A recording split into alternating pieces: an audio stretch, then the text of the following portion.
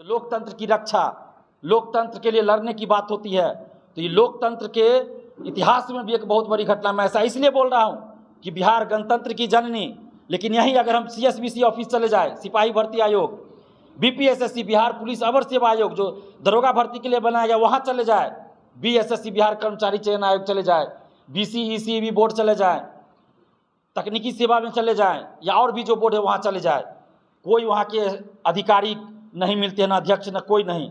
ऐसा लगेगा जैसा दिलीप कुमार आतंकवादी आ गया है कोई। ऐसा नहीं लगेगा कि दिलीप कुमार भारत का नागरिक है, दिलीप कुमार बिहार का वासी है। ऐसा बिहेव करेंगे वो लोग जैसे लगा कि आतंकवादी आएगा। बोली उनका ठीक नहीं होता है, व्यवहार ठीक नहीं रहता है, उनका स्वभाव नहीं ठीक रहता। उनको समझना चाहिए कि आप किस पद पे बैठे हुए हैं। तो BPSC ने एक रास्ता दिखाया है, एक रास्ता बनाया है। जो CSBC है सिपाही भर्ती, उन सब के लिए, दरोगा बहाली के लिए जो बिहार पुलिस अवर सेवा है, सब में ये व्यवस्था लागू होनी चाहिए। क्यों नहीं लागू कीजिएगा आप? हम सवाल कर रहे हैं सरकार से भी और भर्ती आयोगों से भी कि जब BPSC संवैधानिक संस्था है, उसमें आप OMR शीट दिखाते हैं, ऑनलाइन जारी करते हैं, आंसर बताते हैं, क्वेश्चन देते हैं, कट ऑफ जारी करते हैं, मार्क्स बताते हैं सबका। अगर आंसर पे हमें आपत्ति है तो हम अपना आपत्ति दर्ज करते हैं, उसके बाद आंसर में संशोधन भी होता है। अब तो आंदोलन के बाद PT रिजल्ट से पहले फाइनल आंसर की जारी कर दिया जा रहा है। तो फिर सिपाही बहाली में जो 27,35,000 इस बार अभ्यर्थी है, सिपाही बहाली में क्यों नहीं आंसर बताइएगा? आप क्यों नहीं क्वेश्चन दीजिएगा? हमारा हक है, 27,35,000 अभ्यर्थियों का हक है। आप क्वेश्चन दीजिए उनको, OMR शीट का कार्बन कॉपी दीजिए, आंसर की जारी कीजिए। अगर उस आंसर पर किसी को आपत्ति हो तो उनको मौका दीजिए कि वो आपत्ति दर्ज कर सके। जब रिजल्ट प्रकाशित हो तो कट ऑफ सभी का मार्क्स जारी कीजिए। क्या दिक्कत है इन लोगों को, CSBC को, सिपाही भर्ती में ये सब करने में क्या दिक्कत है? दरोगा बहाली में क्या दिक्कत है? हम सवाल कर रहे हैं, नीतीश कुमार जी से सवाल कर रहे हैं, हम तेजस्वी यादव जी से सवाल कर रहे हैं, समस्त भर्ती आयोग के चेयरमैन से, परीक्षा नियंत्रक से सवाल कर रहे हैं, और समस्त बिहार के नेताओं से, सभी पार्टियों से कर रहे हैं, चाहे वो BJP हो, RJD हो, JDU हो, कोई भी पार्टी हो। हम सबसे सवाल कर रहे हैं, सभी नेताओं से सवाल कर रहे हैं।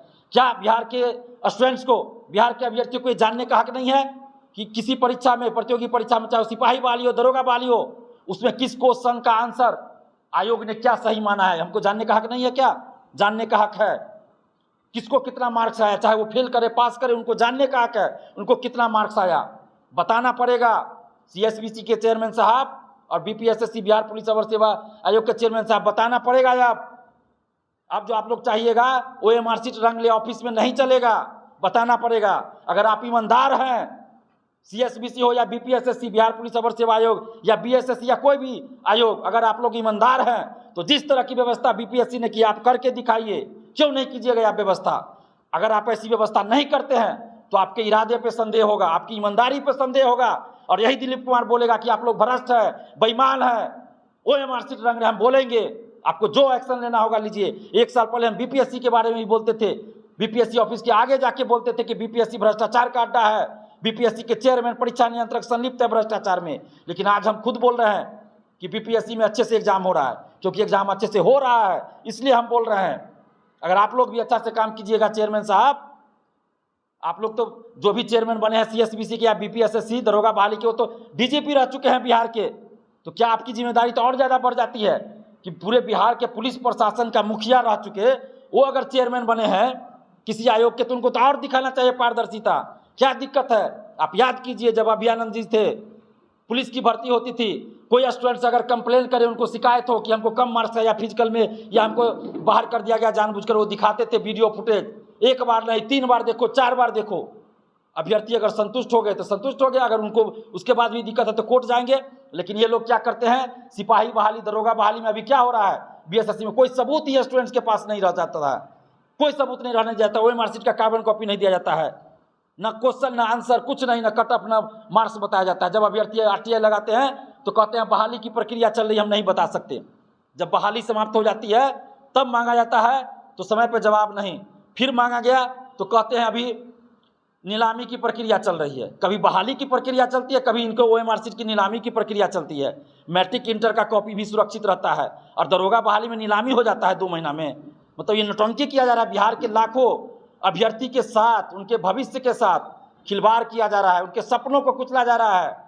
अभ्यर्थी ये नहीं कर रहे कि सभी को नौकरी दे दीजिए जो एग्जाम दिए हैं, ये कभी नहीं संभव है। सबको पता है जितना सीट रहेगा उतने पे नौकरी लगेगी, लेकिन अभ्यर्थी को ये जानने का हक है किस क्वेश्चन का आंसर आपने क्या दिया, कितना मार्सा इलेक्शन भी होता है, चाहे पंचायत चुनाव हो या लोकसभा विधानसभा कोई भी चुनाव हो, जितने भी खड़े होते हैं उम्मीदवार, उन सबको बताया जाता है कितना उनको वोट आया। लेकिन इसी लोकतंत्र में, इसी गणतंत्र की जननी बिहार में हमें नहीं बताया जाएगा, 27 लाख अभ्यर्थियों को नहीं बताया जाएगा सिपाही वाली में कि उनको कितना मार्क्स है या किस क्वेश्चन का क्या आंसर है। क्यों नहीं बताया जाएगा भाई? बीपीएससी में जब आंसर बताया जाता है तब एक दो क्वेश्चन का आंसर पहले गलत करके जानबूझ के मेरिट वालों को बाहर किया जाता था। अब सुधरी है व्यवस्था। तो सिपाही बहाली में 27,35,000 अभ्यर्थी हैं, उसमें ये चीज़ लागू होना चाहिए।